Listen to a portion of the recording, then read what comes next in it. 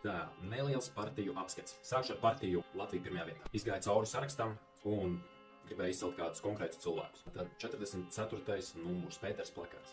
Pats personīgi pazīstu Pēteri, ļoti strādīgs cilvēks, kristietis. Pēters ir ģimenes cilvēks, vēsturnieks, palīgs arī 14. Saeimas deputātam Latviju pirmajā vietā.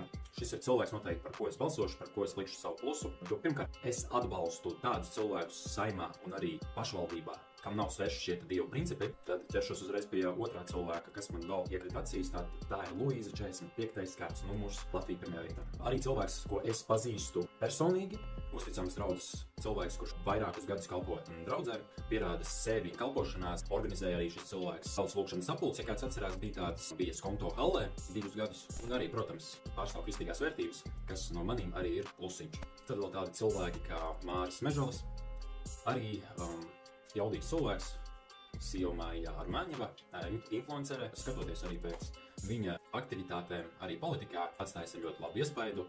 Cilvēks arī ar biznesu nodarbojās, tā kā tas ir cilvēks tāds, kas mums ir nepieciešams politikā. Tātad 12. numurs Māris Mežalis. Piesakojiet viņam Facebookā, vienmēr aktuālas lietas raksta par to, ko neatspoguļo jaunās vienotības apmaksātie mediji. Mums ir arī cilvēki no citām partijām, kas liekas diezgan, tā teikt, sakarīgi. Tas pats Edvards Ratnieks, Nacionālā apvienība, ir tiešām tādas labas iezīmes šai partijai, ka viņi pret šo migrantu politiku iestājās tātad par tiešām latviešu interesēm, bet, kas man vienīgais tāds neuzrunāja šai partijā, kā partijas viena no šīm te pārstāvēm ir Lijāna Langa, kas ļoti daudz runā par to, ka vajag atgrieviskot Latviju, un šis ir viens no partijas tādiem uzstādījumiem cīnās pret krievvalodīgajiem.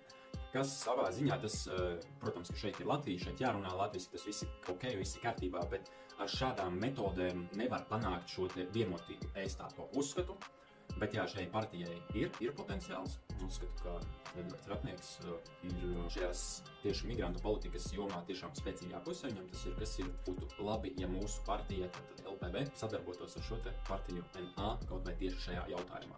Tad ir vēl jaunā vienotība, progresīvie. Par šiem es tiešām nevaru neko labu pateikt. Man ir tikai kritika par šiem cilvēkiem, bet, ja ir jāpasaka kāda vēl lieta, ko esmu ievērojis no visiem sarakstiem, ir Latvijai par. Tad ar Pūci.